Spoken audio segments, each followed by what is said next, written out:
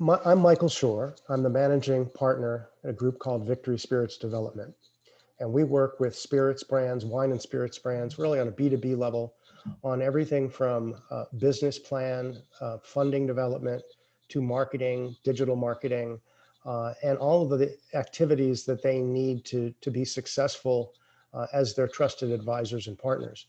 I would say the beginning of the year when we first experimented with Smith.ai, I would say, and I think I earlier calculated to be about $3 million. It might be slightly more. This is not closed business, but this is deal flow, opportunities that all came in as a result of somebody chatting with Smith.ai or the Smith.ai receptionists answering a phone call. And I think that's significant for people to realize that this is really about sales enablement in many ways. Versus just lead capture, because we already know who these people are. We're sending them emails, but getting them to act and make it easy for them to reach out. And in our case, 90% of the questions are questions that they could get the answer to if they just clicked a link in the email we sent them. And it's interesting because we're dealing with people in different time zones and in often cases in different countries. So it's been really valuable for us to be able to say, text us anytime. And I would say, not all of it, but a lot of the calls we get are late in the evening, Eastern time, we're Eastern time. So it could be someone on the West Coast, or in a few instances on the weekends when we're not really geared up, because we need all that. And that saves us a lot of wasted back and forth phone calls, leaving voicemails for people to say, what were you, how can we help? So that's been, really helpful. And again, it's not in ways that you might think if you were just selling, soap to consumers. That's not just basic customer support. These are special case leads and prospects. I was speaking with a gentleman who came in through this process, who I didn't know. And we've started having a number of conversations. And then one of the conversations, he said, oh, what was that? Who was the woman, Courtney, that I was speaking with? She was really nice. I'm like, Courtney. Oh, you mean, she answered the phone. And, but he felt like he had a good conversation. And I actually went back through the transcript of that. And he was like, really, thank you. That's very helpful. Oh, and she was basically just sharing what she was supposed to share. Oh, yes, I'll make sure that I can schedule a meeting for Wednesday. And in the meantime, here's the link you can look at, and here's the information. And he was like, oh, this is great. First and foremost, it's that the basics, getting the basic information capture is still key. Who is it? What's their email? What's their phone number? Why are they calling? And I'm not suggesting that nobody else could do that, but that's a big value. But it is also the ability for, and we can change this too. We can add things that they're very responsive to, listening to those key requests. I think, if you put in the good information in the first place so they can use that.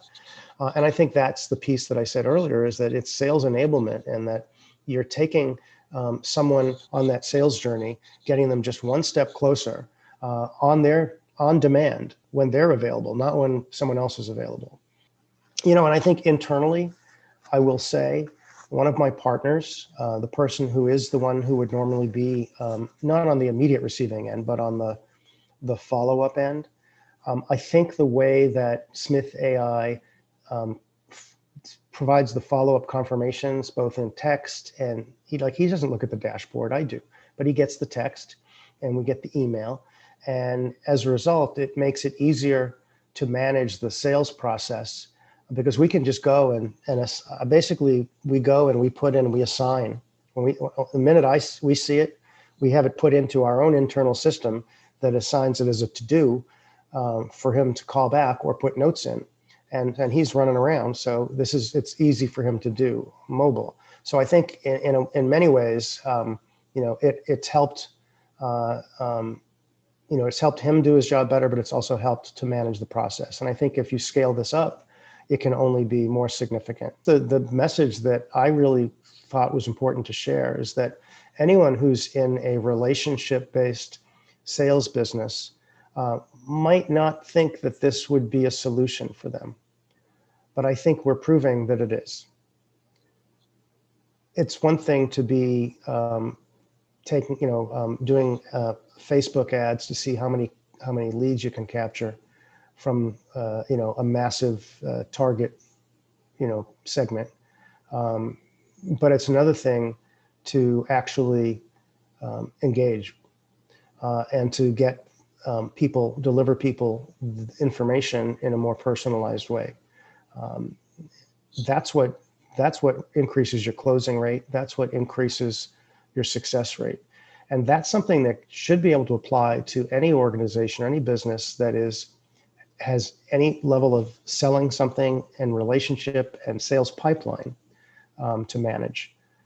You think about it. I talk to people all the time that say, "Oh, I can just have someone answer the call." I'm like, "Who are you gonna pay? And are they going to be there 24/7?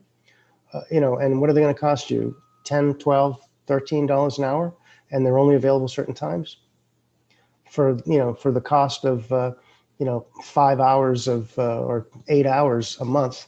You can have this done 24/7. So I think that's important. And then the other thing is simply if you know your customers or your prospects and you can provide a meaningful, organized task list or process list.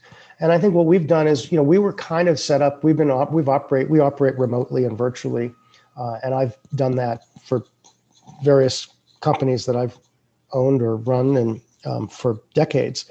And so there's maybe we're a little bit more used to having things like e-forms and email automations that happen, but you still need to have that. I think that's even more why you want to have the human touch in this process.